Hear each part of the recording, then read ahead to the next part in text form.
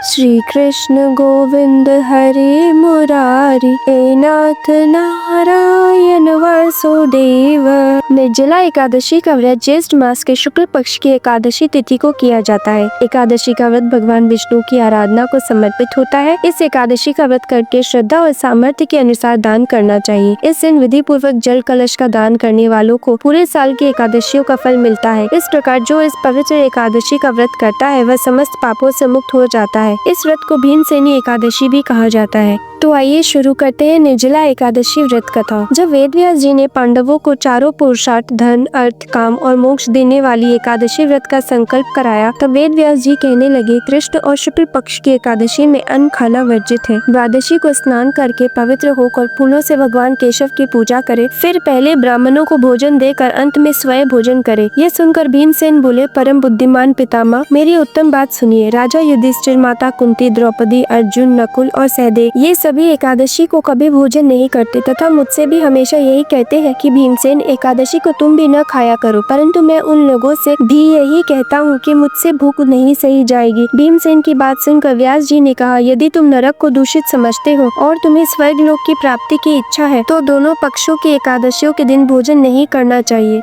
भीमसेन बोले, हे बुद्धिमान पितामह, मैं आपके सामने सच कहता हूँ, मुझसे एक बार भोजन करके भी व्रत नहीं किया जा सकता, तो फिर उपवास करके मैं कैसे रह सकता हूँ। मेरे उदर में वृक्क नामक अग्नि सदा प्रज्वलित रहती है, अतः जब मैं बहुत अधिक भोजन करता हूँ तभी ये शांत होती है। इसलिए महामुनि, मैं पूरे वर्ष भर में केवल एक ही उपवास कर सकता हूँ, जिससे स्वर्ग की प्राप्ति सुलभ हो तथा जिसके करने से मैं कल्याण का भागी हो सकूँ। ऐसा कोई एक व्रत निश्चय करके बताइए, मैं उसका यथोचित रूप से पालन करूँगा। व्यास जी ने कहा, भीम, ज्येष्ठ मास में सूर्य वृष राशि पर हो या मिथुन राशि पर, शुक्ल पक्ष में जो एकादशी हो उसका यत्न पूर्वक निर्जल व्रत करो। केवल कुल्ला या आचमन करने के लिए मुख में जल डाल सकते हो, उसको छोड़कर किसी प्रकार का जल विद्वान पुरुष मुख में न डाले, अन्यथा व्रत भंग हो जाता है। एकादशी को सूर्योदय से लेकर दूसरे दिन के सूर्योदय तक मनुष्य जल का त्याग करे तो यह व्रत पूर्ण होता है। इसके बाद द्वादशी को प्रभात काल में स्नान करके ब्राह्मणों को विधि पूर्वक जल और सुवर्ण का दान करे। इस प्रकार सब कार्य पूरा करके जितेंद्रिय पुरुष ब्राह्मणों के साथ भोजन करे।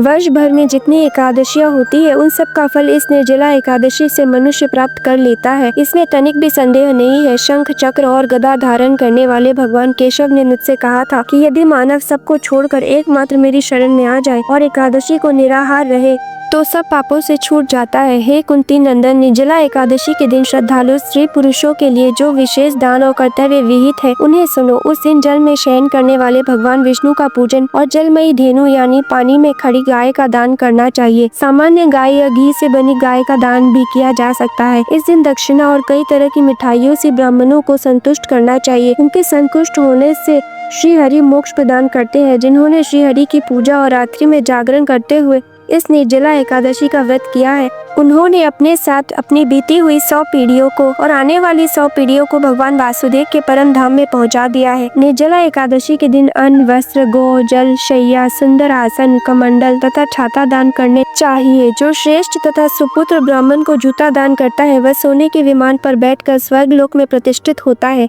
जो इस एकादशी की महिमा को भक्ति पूर्वक सुनता अथवा उसका वर्णन करता है वह स्वर्ग लोक में जाता है। चतुर्दशी युक्त अमावस्या को सूर्य ग्रहण के समय श्राद्ध करके मनुष्य जिस फल को प्राप्त करता है वही फल इस कथा को सुनने से भी मिलता है। हे भीमसेन, ज्येष्ठ मास में शुक्ल पक्ष की जो शुभ एकादशी होती है उसका निर्जल व्रत करना चाहिए। उस दिन श्रेष्ठ ब्राह्मणों को शक्कर के साथ जल के घड़े दान करना चाहिए। ऐसा करने से मनुष्य भगवान विष्णु के समीप पहुँचकर आनंद का अनुभव करता है। इसके बाद द्वादशी को ब्राह्मण भोजन कराने के बाद स्वयं भोजन करे। जो इस प्रकार पूर्ण रूप से निर्जला एकादशी का व्रत करता है वह सब पापों से मुक्त हो आनंदमय पद को प्राप्त करता है। यह सुनकर भीमसेन ने भी इस शुभ एकादशी का व्रत प्रारंभ कर दिया। उम्मीद करती हूँ आपको मेरा ये वीडियो पसंद आया होगा। धन्यवाद।